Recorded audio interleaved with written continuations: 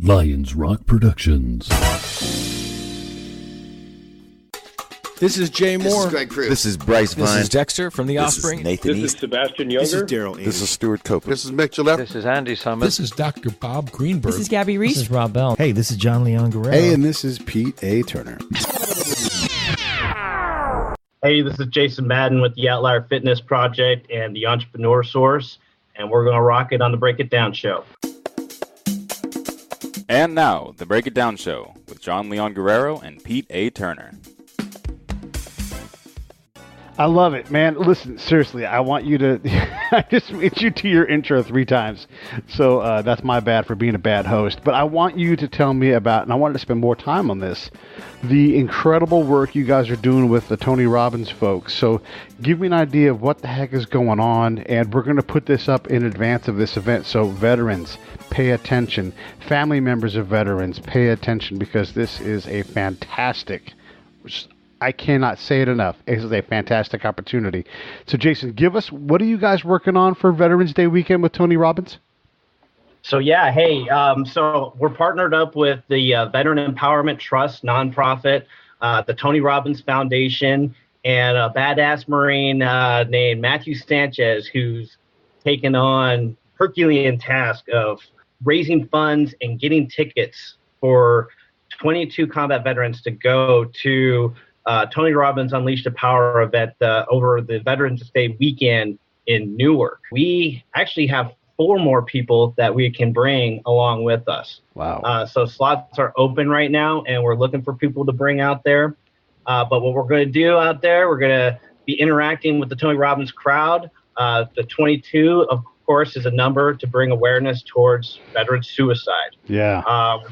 We're losing 22 a day. It's almost 1 an hour. It's unbelievable. So we are going to take some massive action to bring awareness to this crap, man. We're going to go out there. We're not going to leave it at that.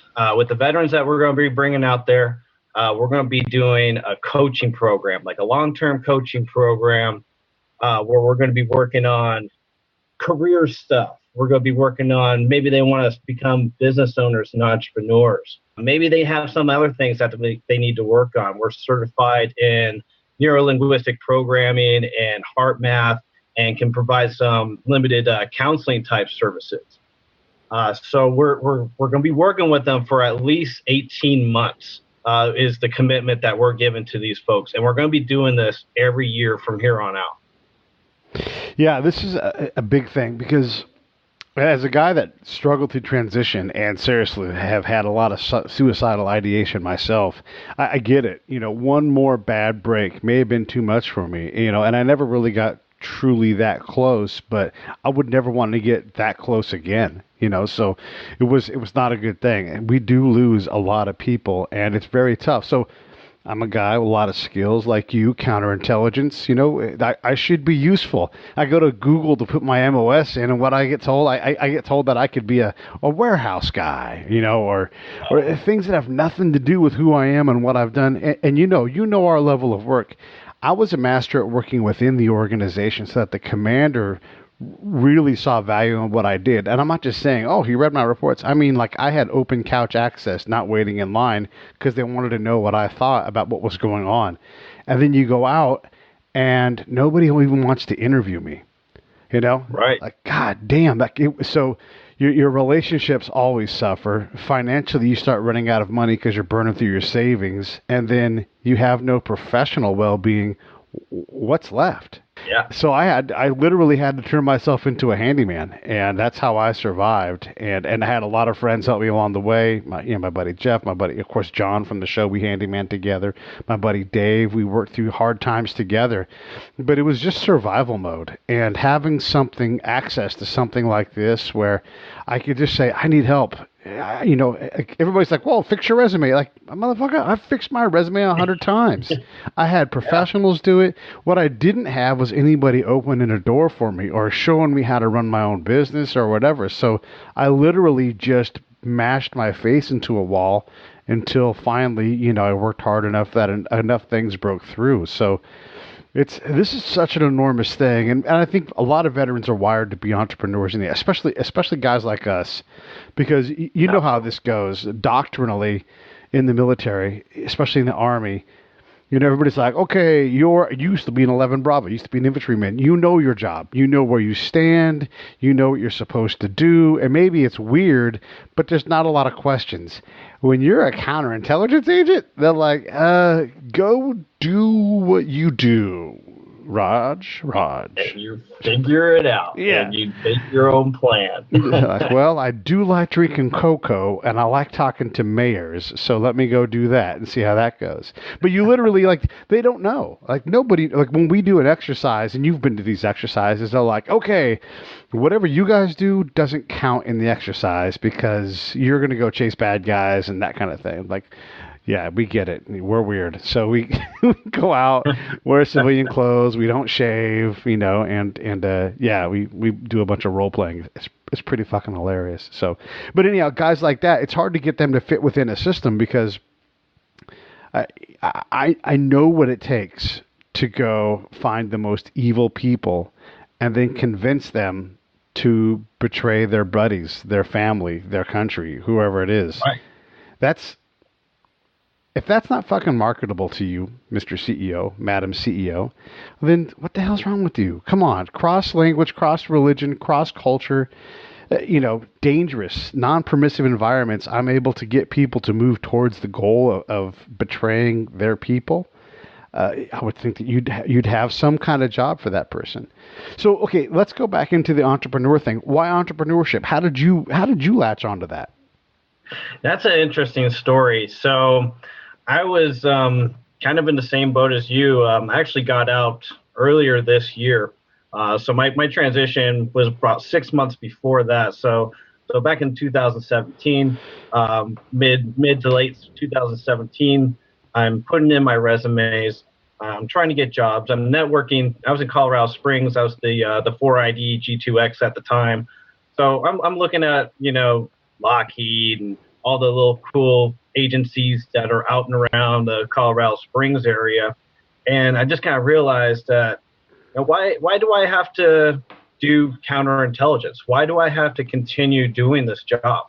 I've been, within the military structure, military organization since I was 17 years old. Maybe it's time to go see what else is out there. Right. What do I really enjoy doing? What do I want to do? So I actually always wanted to own a gym. Me and my buddy back in Montana, we always talked about putting together a gym and, like cafe in it or something, maybe attach it to a brewery or whatever. Right. So we're kind of I was looking at Anytime Fitness concepts and stuff like that. And I was like, whoa, franchising, that's pretty cool. It's a business in a box, it has standard operating procedures, rules and regulations, things that I can kind of grow. It's already there. I can just use that critical thinking skills that I got from the military and just kind of blast it out of nowhere, just kind of use that system to my advantage. So I started talking to actually an entrepreneur source coach who specializes in, franchise coaching and entrepreneurship coaching and stuff like that. And, I liked what she did so much that I wanted to do her job. And because I saw value in that, in how I can help transitioning veterans. This is an option C. Franchise businesses, that's an option C for anybody getting out of the military. Because what do they tell you? When the SBA does come by to teach you about, startup businesses and stuff like that, they basically tell you how hard it is to get an SBA loan. Right. That's about it.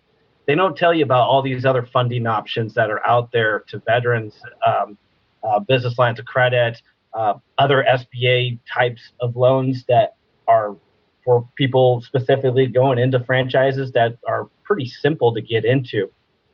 And oftentimes people think that they can only go into one industry. It's like, oh, I think Chick-fil-A is, that's a great culture. That's a great company. Well, it's not really a franchise because you can't build equity into that business and sell it when you're done. Right. When you're done. You give it back to the company. So I do some of those educational and coaching types of, sessions with my clients. And then we kind of do what we call the ILWE, the income, lifestyle, wealth, and equity goals.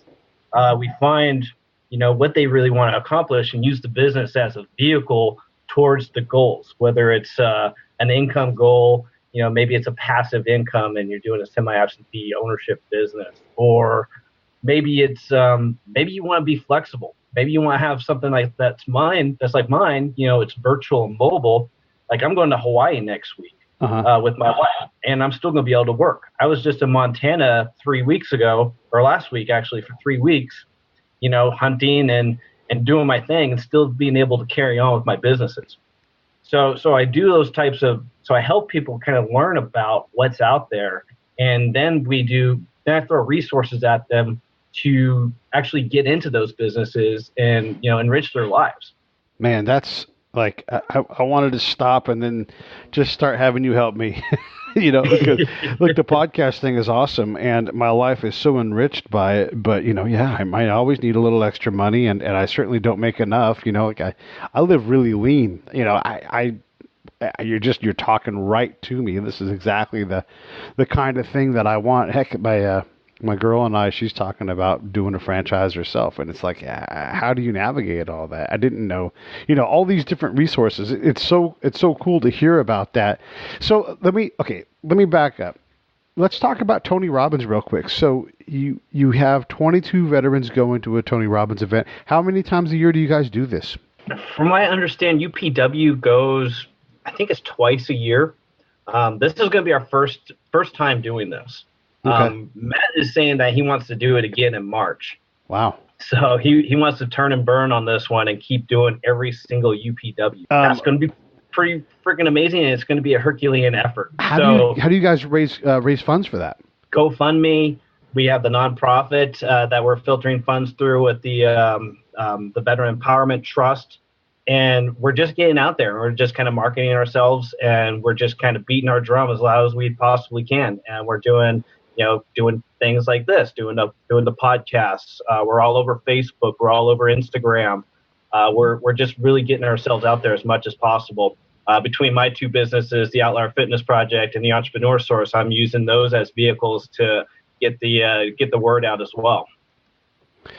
And what does it cost? I mean, 22 people, you're putting them up, you're feeding them, they're going to this. I mean, that's a lot of money. What do you have to raise for that? It's about $5,000 per person because the tickets are not cheap. Yeah. The tickets are about close to $3,000 per person to go to these events. Okay, so tickets aren't cheap for this, but the Tony Robbins Foundation is helping you guys out, though. Yes, and we've got some sizable donations. Like people just give us tickets. Nice. that go to these events. So when we go to these events, we get the word out. Like Matt went to his first event back in June, I think, and he committed to making this thing happen. And he reached out to people that were at the event, and he actually got several tickets donated to him through people that were participating in the UPW. Yeah. Just to kind of clarify what UPW is, the Unleash the Power Within, it's not some type of hokey guru thing where, we're just going to pump you up and motivate you. It's actually, yeah. It's actually, they actually practiced viable skills for being able to cope with trauma, being able to enrich your marriage and your relationships. There's even skills for people that are in business, mastering influence, sharpening your sales skills. So they have a large inventory of things that you can focus on and you can learn from these events. Okay, so and then Tony also has his upgraded, I don't want to call it his buddy program, but the program where you get more of his attention. Is he also contributing in that way as well? Was it the platinum? Yeah, those kind of things. Group? Yeah, some of those folks are the ones that are donors. Okay, I got you. Okay. Yeah. Tell me what Tony Robbins is going to do. Like once you guys are there, how is he going to recognize you guys? I think he's going to bring us up on stage. To be honest, bring us up on stage, and I mean, when I went to Business Mastery back in August, he would actually donated $1 million to veteran causes. Wow. So this is something that's near and dear to his heart. So he's going to really use us as a way to help get the word out about veteran suicide. Right.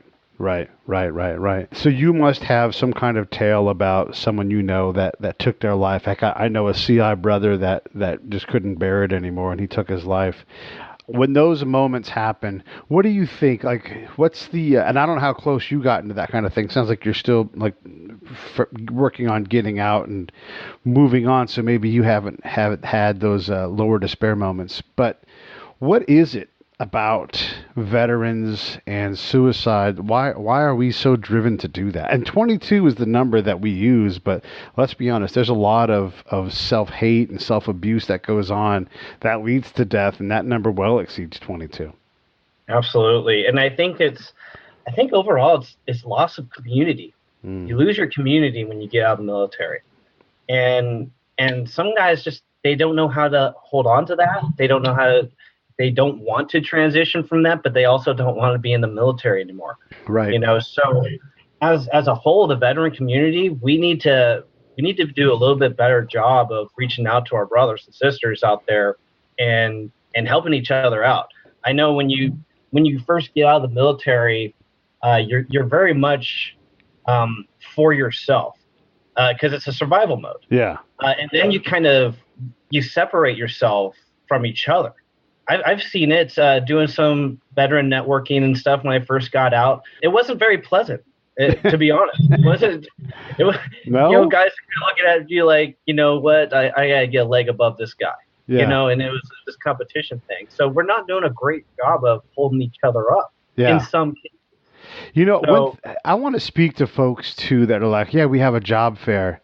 If you want me to jump off a bridge, encourage me to go to a job fair because you're going to have a bunch of defense contractors. And like you, I didn't want to work in the threat world anymore. I didn't want there to be threat lurking and worried who's taking my picture. I just didn't want to do that, and I think I get to say that, and then I get to take some really incredible skills and transfer them. So when I show up at your job fair and I say, I've got this many years of counterintelligence work, I have an advanced degree, I've deployed to combat zones, been left on my own. I can work unsupervised. And if you come back with, we have an entry-level job that starts at $28,000 a year, like you're going to eat my resume, dude. Right.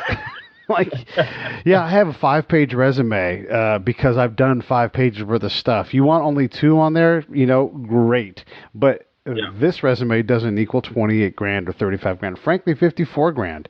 So when you have a job fair, coach your folks that if veterans come up, spend a minute understanding how long they've been in, what they've done, and don't look at them like an MOS, for crying out loud. MOS is a job code. So my job code, Jason's job code, when I was in, it was 97 Bravo. It changes every now and then, but it's a counterintelligence agent. It means that I'm qualified to do, I'm qualified to carry a badge or credential. I'm a federal agent. So when you come at me with a basic job, it means you either haven't taken the time to understand who I am and what I've done and why have I given you a resume in the first place, or you don't care. I don't believe that you don't care. So it's just you haven't taken the time to understand. I've designed training, I've executed training, I've facilitated training, I've, on and on and on, all of these things that we've done. And whatever I've done, I'm sure you've done 100 other things that are in our field because it's so multidisciplined that allow you to go be left alone in a non-pervasive environment to just figure out what it is that you're going to do. Yeah, like the dozens of times I've been to Africa by myself. Yeah. Yeah. Yeah. And you're qualified to investigate national security crimes. Like, come on, man. Yeah. Yeah. Can I maybe talk about a management program with you guys? No? Oh, it's because I have a management degree. That would have been great if you would have said yes to that, So, all right, I want to stop working so hard and let's have a little bit of fun. You have deployed. You've been to Iraq several times. Holy shit. So, by the way, Jason, as a spy, can go into and still be alive 10 years later. Pretty fucking incredible, man. Let's talk about that. Let's talk about what you've done in Mali and all these other places. Obviously, we'll avoid the classified stuff, but when you get the orders, you're going to be working Everybody always asks me, but you're not an Arab. You don't. Do you speak Arabic? I'm assuming you don't. No. Okay. No. So what do you do? Literally, what do you do? Well, we were told that we were only going to be in there for a week, and we had actually originally had packed rucksacks and assault packs for for a really long mission. We had a commander tell us, no, bring assault packs only. It's only going to be a couple of weeks. We're going to do a quick push. This was during the surge time, so we're going to do a quick push through there. We're gonna clean out a couple of neighborhoods. We're gonna clear some cities, just like we did in Fallujah back in '04 when I was in the Marines. We're gonna clear out a couple of cities. That's a dangerous job. Door to door, doing some CQB kind of stuff. So we packed up just our assault packs, and they brought us to this hellhole called JSS Didn't even get a full name.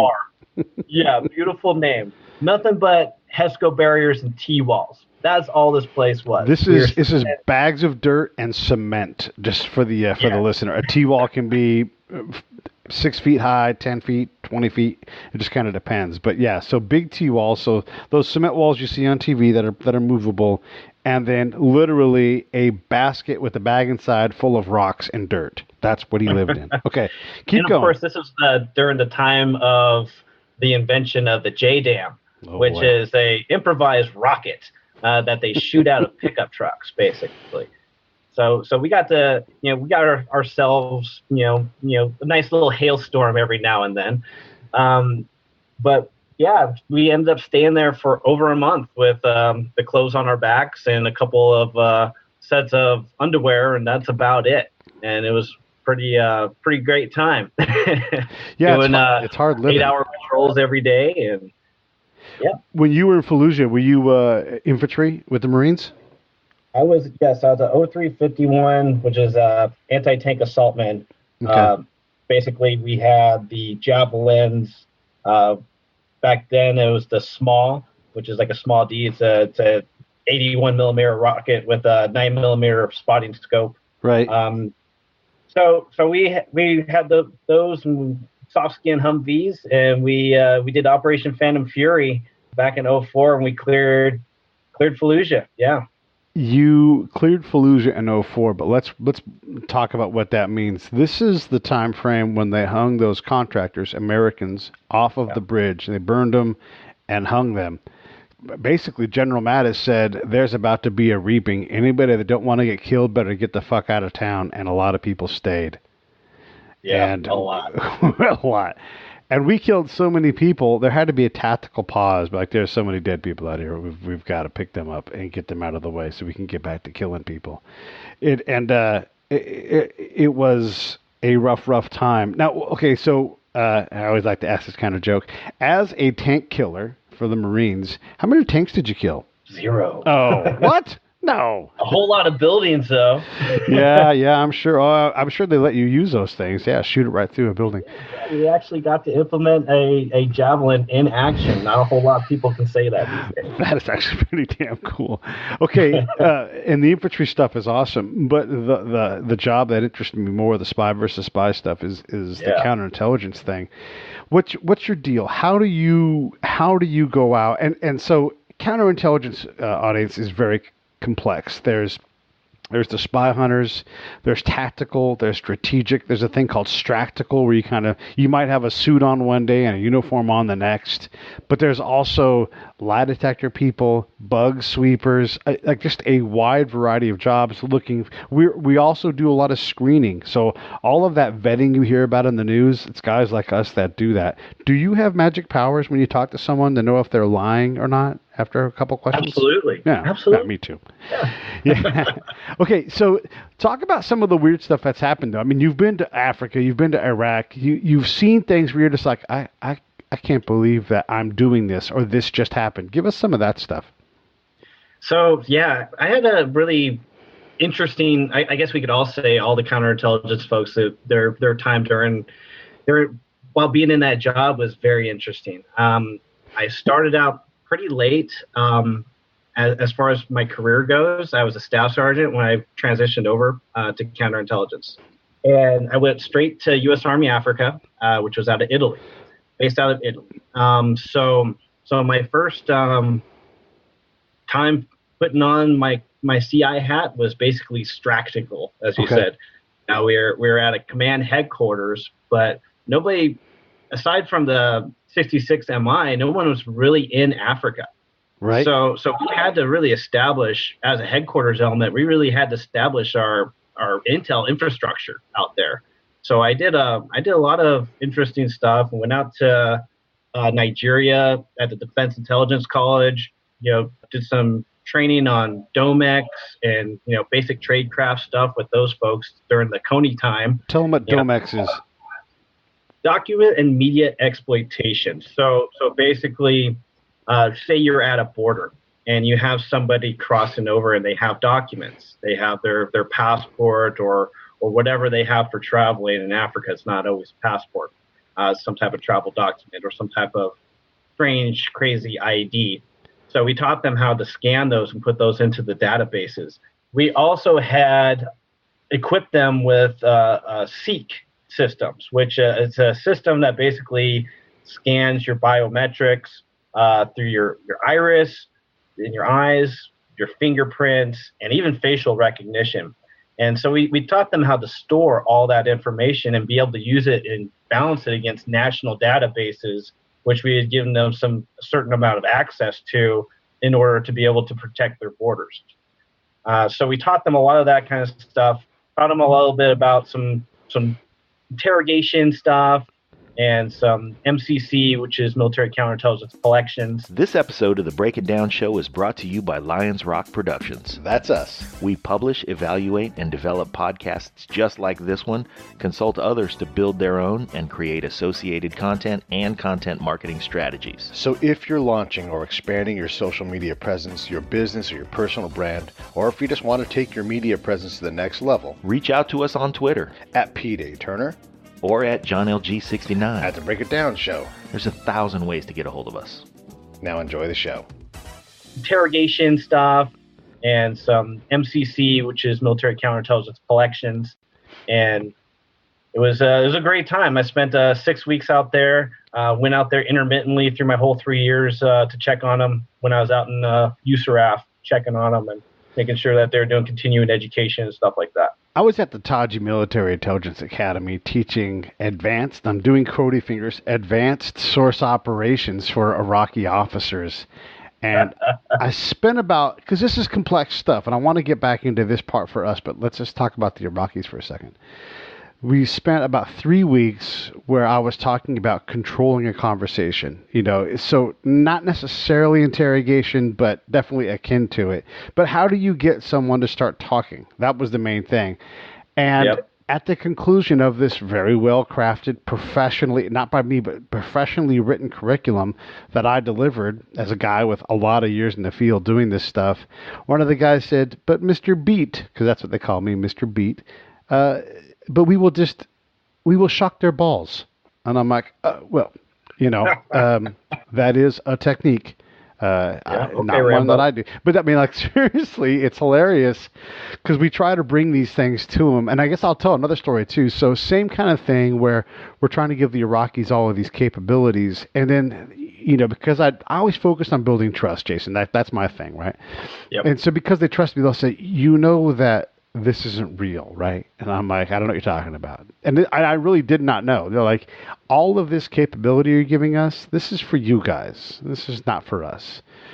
We don't have the internet. We don't reliably have electricity. No one's really going to check these things. No one's going to go to jail for this. And so I went, actually, that actually makes a lot of sense. And so I started sort of tracking the rest of my time in Iraq, whenever anybody got arrested, if there was a prosecution, and if they used the national database. And it basically never happened. It was all first-hand accounts. I witnessed something. This person was bad. And if they stayed in jail, it was all based on that. It was never based on the data. Now, the database helps us because we'll actually use it.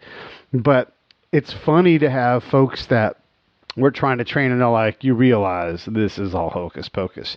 Do you have any kind of stories along those lines? Yeah. I love it. So, let's see. One of the countries in Africa that was a big stomping ground for me was Mali. Okay. So their hocus pocus thing was, the government's not real. Obviously they had a coup. Yeah. So they would know better than I. So we would actually go out there and do similar training with them. I actually went out there in support of the New York National Guard. They were out there doing their thing, doing some PSYOP stuff. 19 Special Forces were out there doing some training with them. I went out there in kind of a force protection capacity. We all know what force protection means. That's a lot of liaison, a lot of sipping tea and stuff like that. That's the most nebulous of all the nebulous. We need you to do counterintelligence activities, Raj. I'm not going to ask permission. I'm putting on my civilian clothes, and I will see you guys later. Yeah. Anyhow, go ahead. Keep going. Yeah. So very similar stuff. You show them their biometric stuff. You show them a Seek, and they're like, no. we're probably not. At least they're honest that they're probably not going to use it.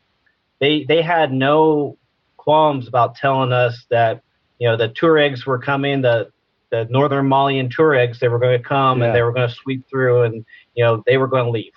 That was it. They weren't going to.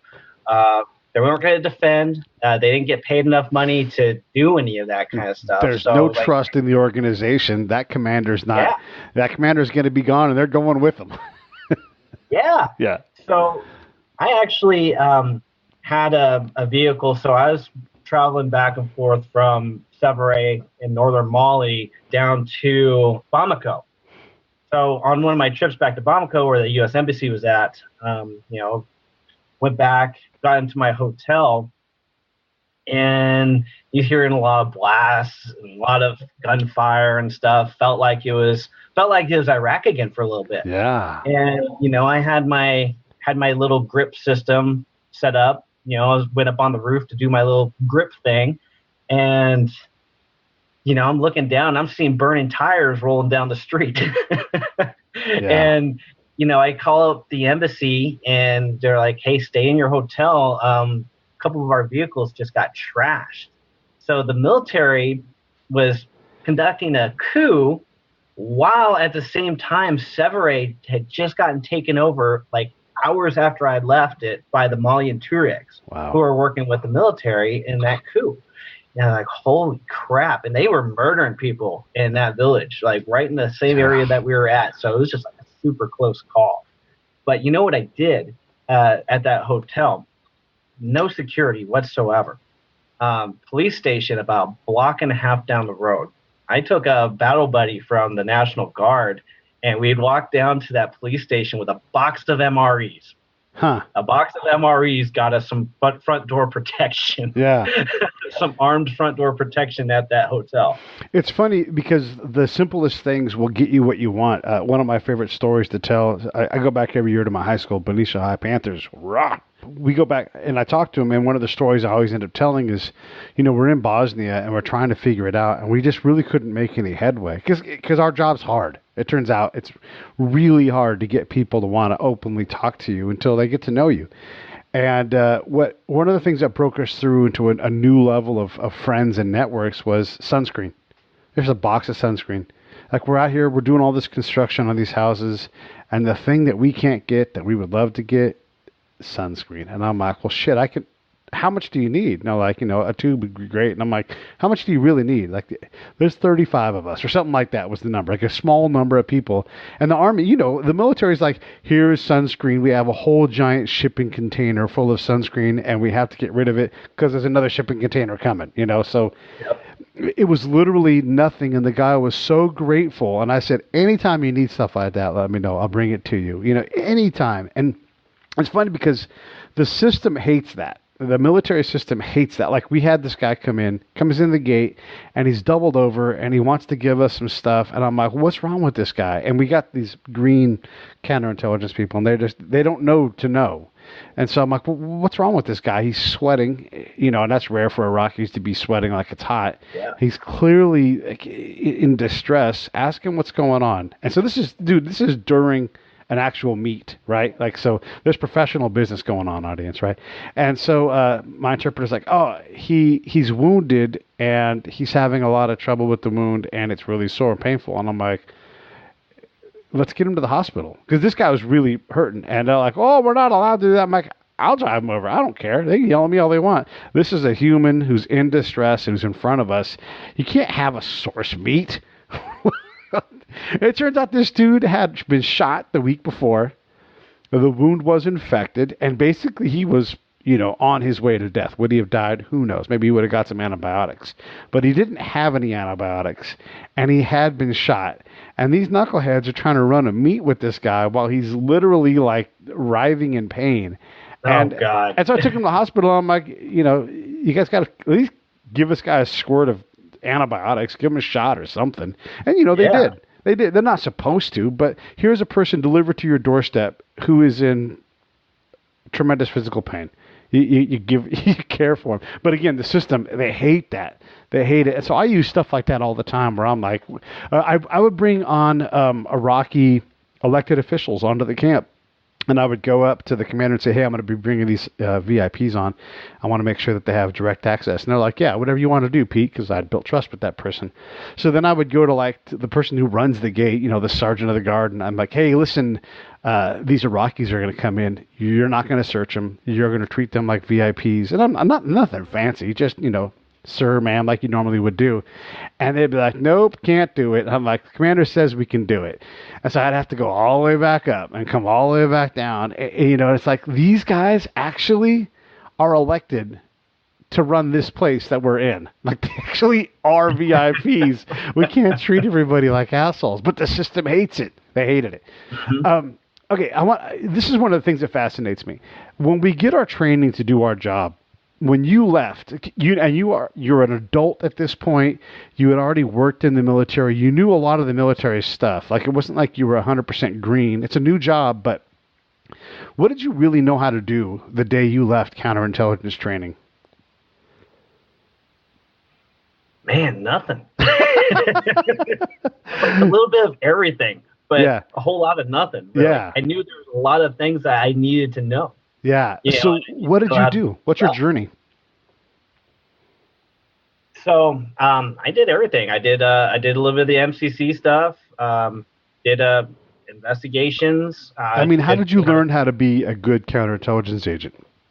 I put myself in a position every chance I got to be able to do my job. I networked with counterintelligence agents throughout my community, throughout the Army.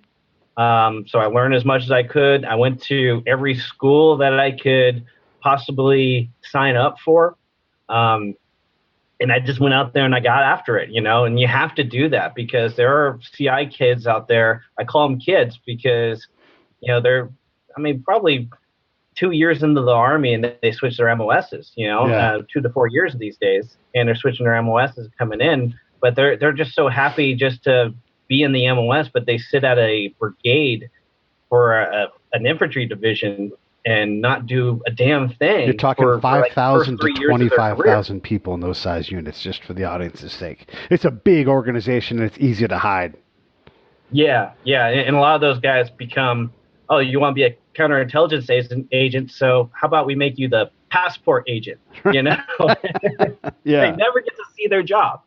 So I was able to break free of that kind of stuff. And, I was able to go to, a great organization like USARAF where, it was brand new at the time. This was about 2009, 2010. It was brand new.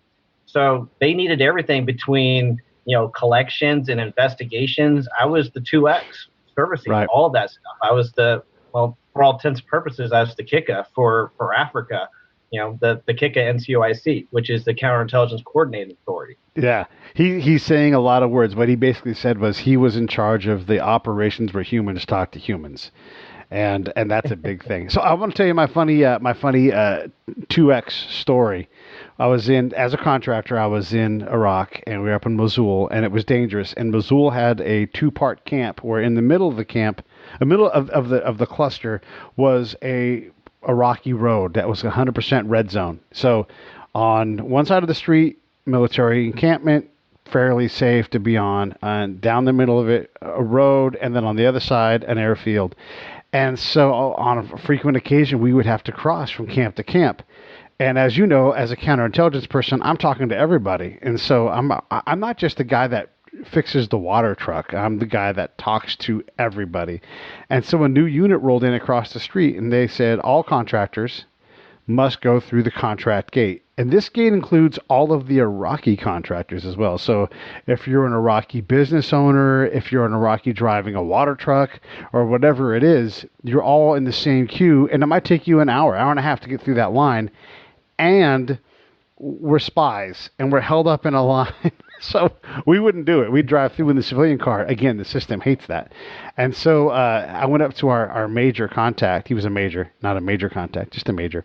And hey, we need special access. We're not trying to be big shots here, but we talk to the worst people around, and we can't be outside waiting for the next thing to happen. By the way, there was a suicide bomber on this camp that blew himself up while we were there, too. So there's a real threat.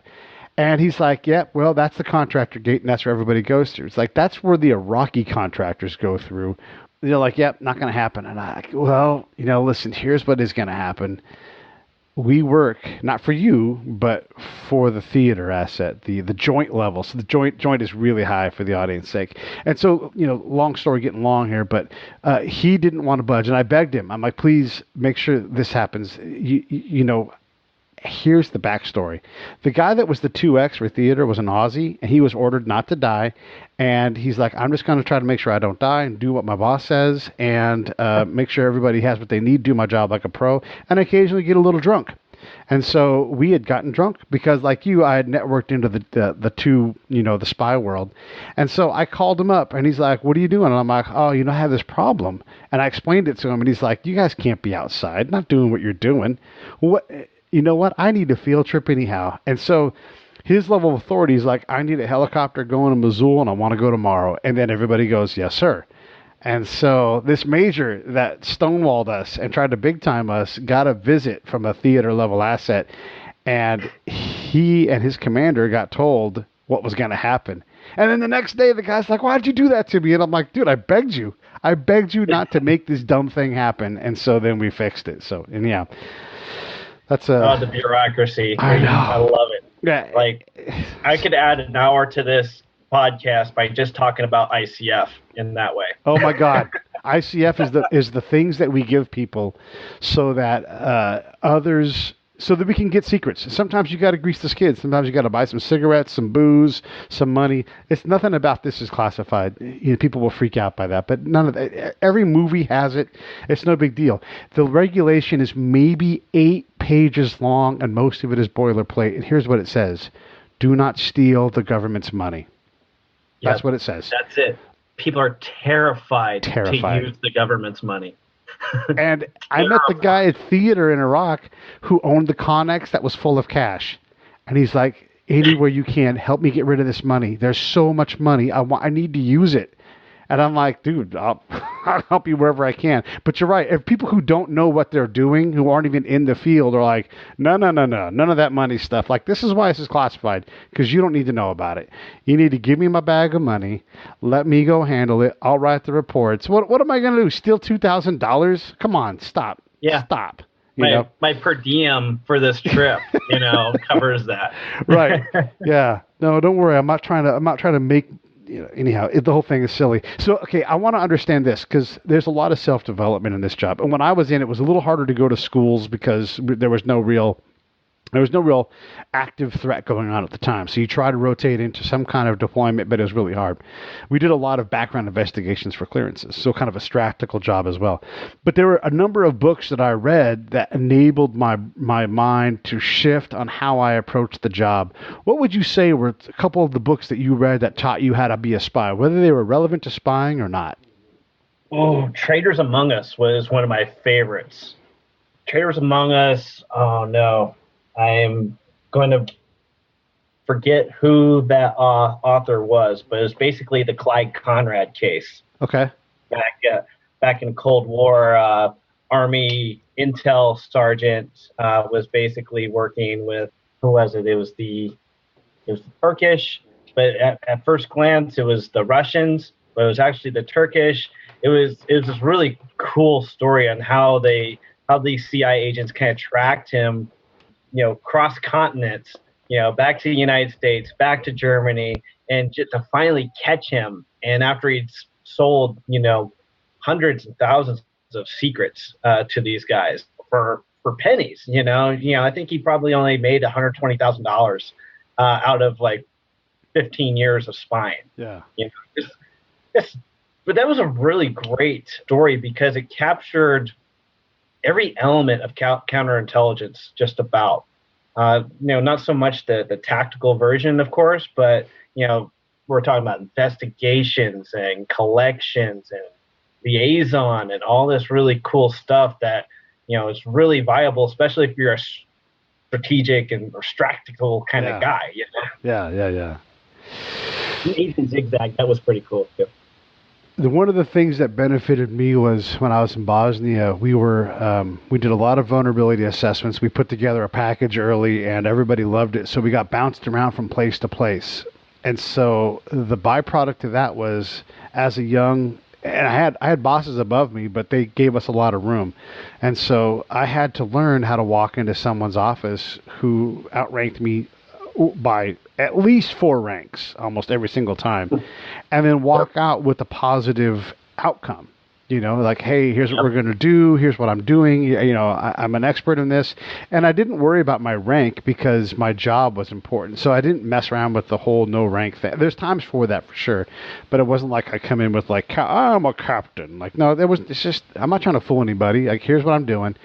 Here's what the help I need, and then at the end you'll have this product, and you asked for it. So, but learning how to do that, learning how to go around the camp and talk to everybody internally, taught me so much about all of the miscommunication that happens on a camp, where everybody's like, "That's not my job," and all of a sudden, like, everybody's not doing what's not their job, which is appropriate.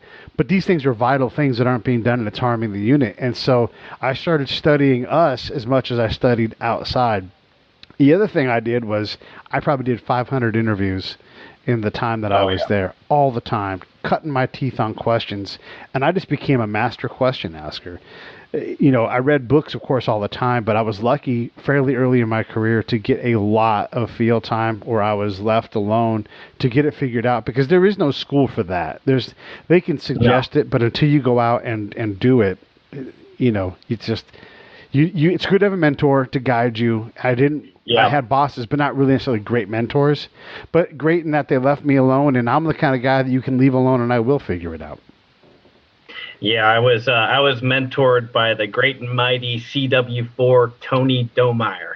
Nice. That guy, you might have met him out in Bosnia. I don't know, but he'd been around for about 28, 29 years before he finally retired. He was 7th Special Forces Group guy. Eventually transitioned over to warrant officer. He's my mentor for several years, and he actually wrote my warrant officer recommendation letter when it was time for me to kind of take up the mantle, so to speak.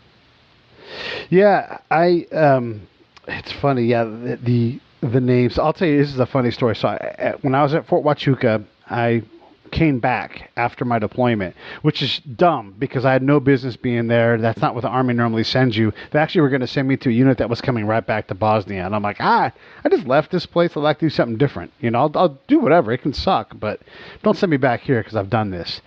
And so it just so happened that I was getting married at the time, and my wife, who was she was curtailed to Huachuca. And so her orders superseded mine.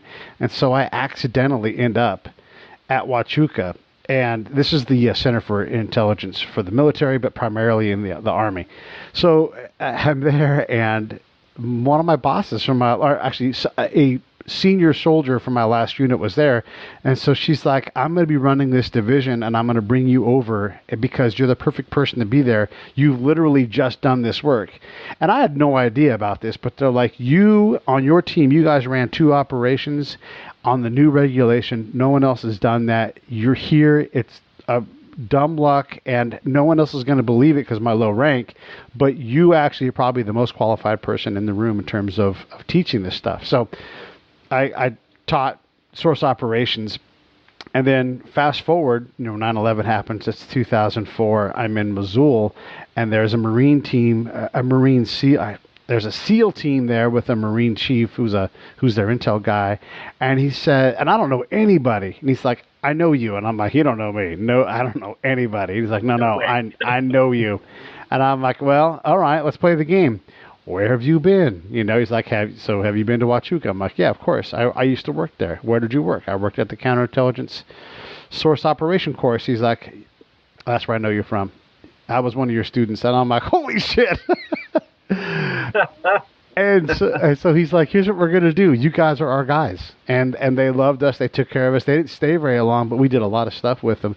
And they also gave us their interpreter to watch over because there was going to be a gap in teams that were going to be there. It was going to rotate to the SF guys. And so they're like, this is Johnny Walker. And Johnny Walker wrote a book. I'm in his book. But we got to do a lot of crazy stuff because I was an instructor out of school. And a Marine counterintelligence guy happened to come through the course and happened to remember me. How crazy is that? That is pretty crazy. Yeah, it's a small community, though. We definitely end up bumping into each other at one point or another. Tell us. Okay, so we're about done here, but I want to know the time where you not necessarily scared, but the time where you're like, I don't know what's going to happen here, but we have to do this work, so. Well, let's go. Like the time when you took on a lot of risk, or the time where the risk elevated outside of your control. Give us an idea of the danger of the job for a guy like us. Well, that coup in Mali was definitely up there. That was one of the big ones. And my very first Africa mission was in Senegal. Not that is a particularly dangerous area. But them damn cities can be pretty scary on your own. There's a lot of crazy stuff going on out there. Went out there on my own, like kind of my first mission, really my first TDY by myself going out there.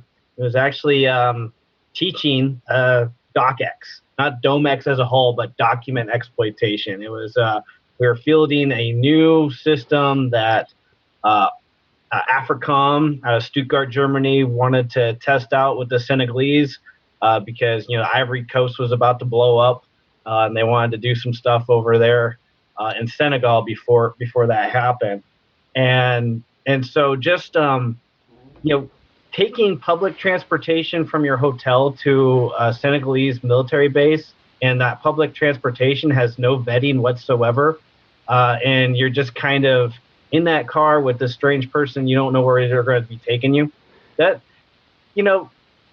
typical kind of travel stuff. A lot of people do that. But, when you're in a sketchy area that, when just a few weeks ago, a hotel was just, just raised, a couple people came in and shot up a hotel, that's something that, kind of, makes your hair stand up a little bit. Yeah. One of the things, too, I try to explain to folks, because I'm open about it. I'm a spy. I did spying. I would say the same basic thing when I was abroad, too. Like, I'm here to ask questions. If I ask a question that bothers you, tell me. Don't answer it, whatever. I'm not trying to cause you any trouble or any harm or anything, So just understand, I'm going to be asking questions. I'm trying to learn about you guys. And I work for the Army. Like, I was pretty open about the whole thing. Because when you show up and you ask a lot of questions and you don't belong there, guess what you are to everybody? Like, you're not fooling anybody. If you're a young kid and you're out backpacking around the hills of Iran, you know what you are? You're not a college kid hiking. You're a fucking spy. That's what happens. So let's just start and let's get rid of the pretense and say, I'm here to ask questions. I don't want to cause anybody any trouble, you know? And just cut the bullshit. Exactly.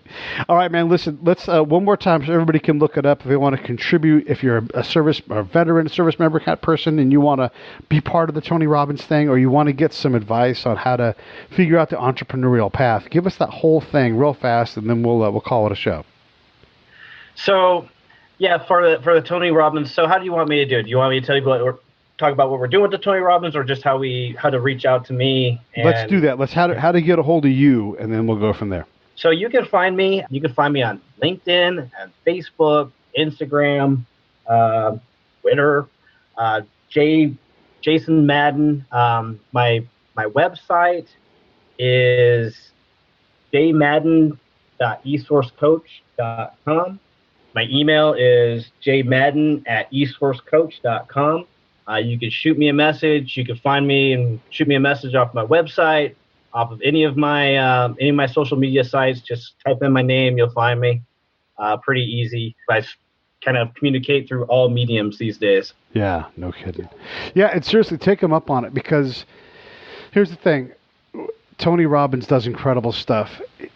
If you're not a Tony Robbins guy, look at the people in the room. Those people are all trying to get going in the same kind of direction, a positive direction. And so maybe you'll meet somebody there. And there's nothing wrong with Tony Robbins anyhow. You're going to love. He makes a lot of money because he's great at what he does. He'll motivate you. And these guys are looking to help. They're looking to try to get you. Because here's what happens ultimately. And Jason, you know this. I get up to my knees. I help someone else get up to their knees. I get up. I'm kneeling. I'm standing. I'm bent over. I'm trying to help the person who's a little bit below me get up to the spot where I'm at and push up. And yeah, when you first transition, it's dog eat dog for sure. But as we all get our breath and look around, we're like, how can I help someone? So as I'm getting help, I'm also looking to help, and we all owe that to each other. So. Absolutely. Don't let these tickets sit. It's a $5,000 proposition for free, and you're going to be in a room full of people you never could have imagined. And the more often you can do that, the better off you're going to be. It'll enrich your life. So take him up on it. Get some of his time. He's willing to give it to you and talk to you about how to get your business going, or just even sort out your crazy idea. I'm going to put Jason on the spot and make him say, yes, I will help you figure out your idea. If it's crazy, don't do it. But if it's not, let's figure out how to do it. Hey, all of my services are free. I do free coaching, especially with veterans. I have most of my week allotted to working with veterans. I don't charge you a dime. I have pretty large, intensive coaching and education program geared specifically for you guys, for our brothers and sisters. All it takes is a little bit of your time, guys.